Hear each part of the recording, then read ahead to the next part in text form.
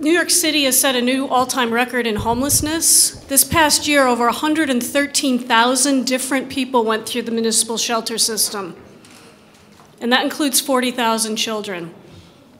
So that's the mothers that are spending all day trying to get their kids to school, if their shelter's in the Bronx and their school's in Brooklyn. That's the fathers who have been evicted after losing their jobs, and it's the kids who are having trouble keeping up in their schoolwork because they have no place to lay their head and literally don't know where their next meal is coming from. And the reason that we're here today is to send a very strong message, both the leaders of the unions here in New York City and across the state and the most progressive community groups. Our message is very simple. We're saying that we're not going to allow the wealthiest New Yorkers to get up and leave the table without paying their fair share of the bill.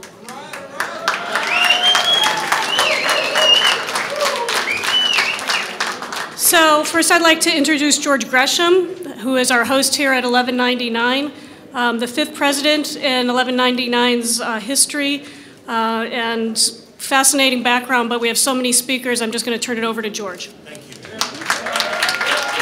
you. Thank you. Thank you. So good afternoon, everyone. We're here and we're happy to host this very important press conference to talk about working people, both in this country and in the state of New York. You know, the time has come as we look at events happening all throughout the country. Working people are under the attack. And we as working people who have contributed and built the wealth that many enjoy in this country are not getting our fair share of this. It seems that we know we're living in a bad economy. We know times are tough, but it seems that the world now is starting to be educated in the wrong way. They're starting to talk about the fact that working people are the problem. Working people have never been the problem. We have always been the solution to the problems.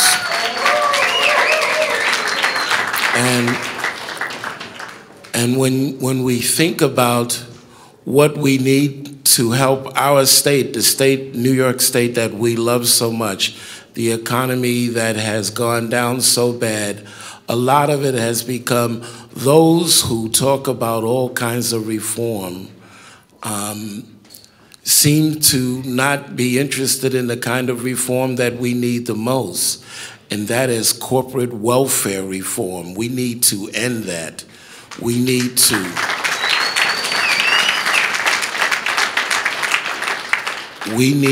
make sure that we keep the millionaires' tax in New York State.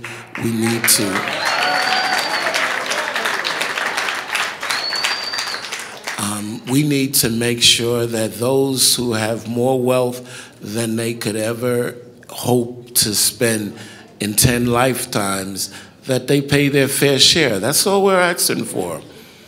You know, many of us, when you look at our members in our union, our members made a decision a year ago because of the bad economy and what was happening. We made a decision that we were willing at that time to shift what would have been wage increases into our pocket. We shifted into our pension and welfare plan because we knew that the economy was hurting in a way that it could not sustain our benefits at that point. And we made the priority the decision.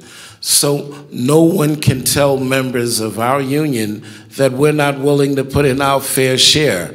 But the key word here is fair.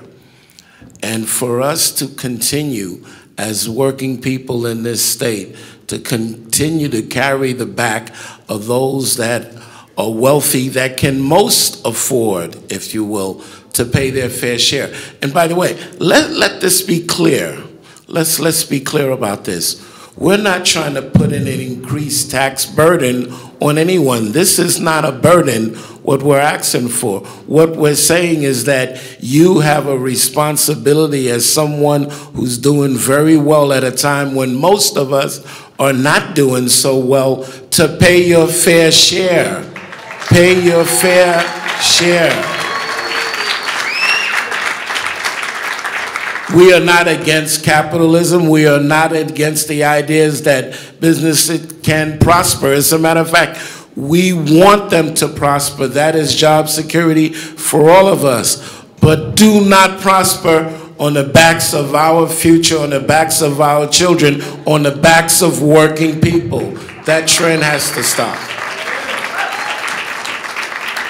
And so we're here in a coalition of many community and labor leaders to talk about our plan to insist that there is a strong economy for all. Not a strong economy for some, but a strong economy for all. That's the American way, that's the patriotic way, and it's the right thing to do, and we're gonna insist as working people in this state that it's done. I wanna thank you. I wanna thank you for being here. I don't know how this gets reported out in the papers. I don't know whether people automatically want to attack us because we're trying to do the right thing. That can be of no concern to us. What must be of concern to us is that the voice for working people in this state, the voice for working people in this country is not muffled because we will not stand up for that. We're here today to say loud and clear, no matter what other interests, this whole conversation these days about special interests. We have special interests. The special interests we have is working people in this country get a fair share. Thank you so much.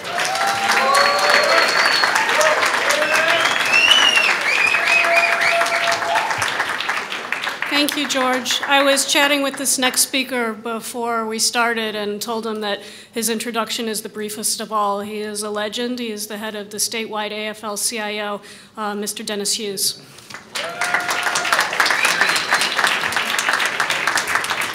Wow, that was, thank you for that introduction. First I want to say that I'm very proud to be here. Very proud. Because, it's coalitions like this, like all of you, that make real and meaningful social change. And again, I'm very proud to be part of it. And so is the AFL-CIO. Now, there's like a few things that are really salient in this conversation. The first is that this coalition, A Strong Economy for All, is really about the future as well as it is today. It goes on after the budget is settled. It goes on after these issues are settled. It is about building an economy where working men and women have a chance at careers for themselves, on economic security, and able to educate their children and provide for their family. Something as basic as economic security that is now not so much a part of the America we know. Now, the second thing is that for all these things to happen, we need coalitions like this, but we also need a government that is strong, a government that understands that its strength is in working men and women and the people that it represents. A good democracy really improves the lives of working men and women, and we have to be vigilant when we deal with that issue. And a strong government needs a fair tax system. A tax system that allows those in a progressive way who have done well in this economy to pay for their success in ways that is charitable and effective. A tax system that reaches out and reaches up those who are not doing as well but can do well with the right breaks. That's what we're talking about here today. And the last thing is, we're calling out for a continuance of this tax, and that's exactly what we're talking about. It's not a new tax. What we're doing, if this tax is allowed to expire, and let me say that again, allowed to expire, we're giving a tax cut to the richest New Yorkers. A tax cut. At a time when working men and women are giving back, cutting their salaries, cutting their opportunities, and they say to us, well, we have to do it this way because the most prosperous New Yorkers can get up and move. Well, do you mean to tell me that you're going to penalize us who can't move, who can't sell your house, who have children in school? So that argument may be true. People with money may take off, but you know what? People who care about New York, care about this country, care about their fellow man, will not move, will act responsibly, and will, in fact, make this state the type of state that we all want to live in. We support keeping that millionaire's tax. Thank you.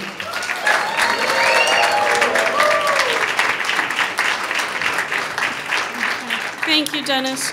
Next, we're going to hear from Karen Scharf. She's the Executive Director of Citizen Action of New York, doing a tremendous amount of work in many areas, and almost all of her time right now is focused on education. Karen Scharf. Thank you.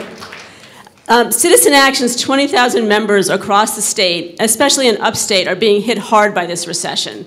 Our members in Buffalo, Rochester, Syracuse, Binghamton, Albany, and even down here in New York City and Long Island want to know what is New York State going to do to help them and their communities. At times like this, when the economy is in trouble and working people are bearing the brunt of the downturn, that's when government needs to step in and take action to create jobs and to invest in our future and the future of our communities. Instead, we have a devastating budget proposal and devastating budget cuts. We can say goodbye to what's left of New York's middle class if the proposed budget cuts are enacted. To bring New York's economy back, we need good schools, good jobs, and good public services, not tax breaks for the wealthiest New Yorkers.